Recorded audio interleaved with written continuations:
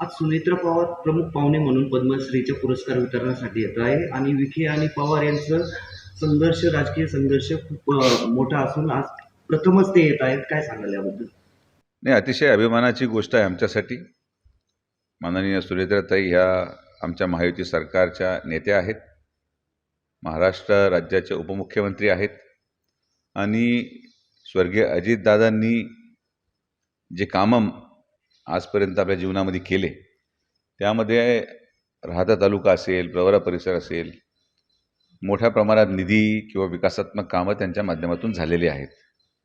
आज आमच्या महायुतीच्या नेत्या म्हणून, राज्याचे उपमुख्यमंत्री म्हणून त्यांनी या कार्यक्रमाला यायला मान्यता दिली आणि ताई त्या माध्यमातून साधारण 2 वाजेपर्यंत येतील, तर एक आनंदाचा क्षण आहे. पद्मश्री विठ्ठलराव विखे पाटील यांची जयंती ही महाराष्ट्र सरकारने देखील शेतकरी दिन म्हणून घोषित केली, त्याबद्दल मी राज्याचे मुख्यमंत्री आणि महायुती सरकारचे देखील मनापासून आभार व्यक्त करतो आणि हा सोहळा अतिशय चांगल्या पद्धतीने पार पडावा.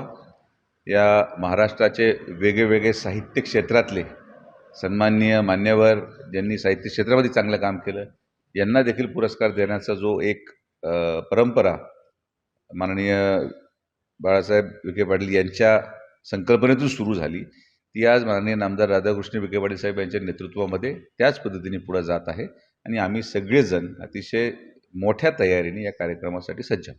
आता विखे आणि पवार यांचा संघर्ष कुठेतरी थांबणार असं वाटतंय?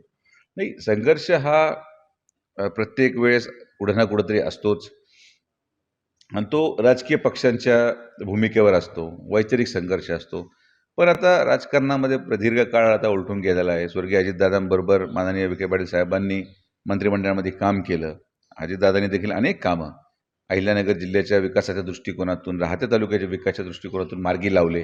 त्यामुळं वैर हा काही व्यक्तिगत नव्हता, वैचारिक होता आणि मला वाटतं की आज ही पहिली वेळ आहे की एखाद्या पवार परिवारातलं सदस्य या कार्यक्रमाला येत आहे आणि मला त्याचा किंवा आमच्या सगळ्याच लोकांना त्याचा फार आनंद आहे.